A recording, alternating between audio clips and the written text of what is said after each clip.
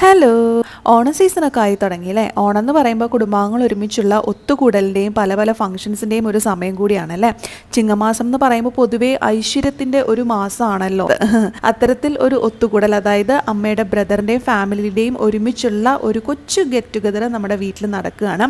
അതിൻ്റെ ഒരുക്കങ്ങളും വിശേഷങ്ങളും ഒക്കെ ചേർന്നിട്ടുള്ള ഒരു വീഡിയോ ആണ് കേട്ടോ ഇന്ന് നിങ്ങൾ കാണാൻ പോകുന്നത്. റെഡിയല്ലേ? All set for today's get together.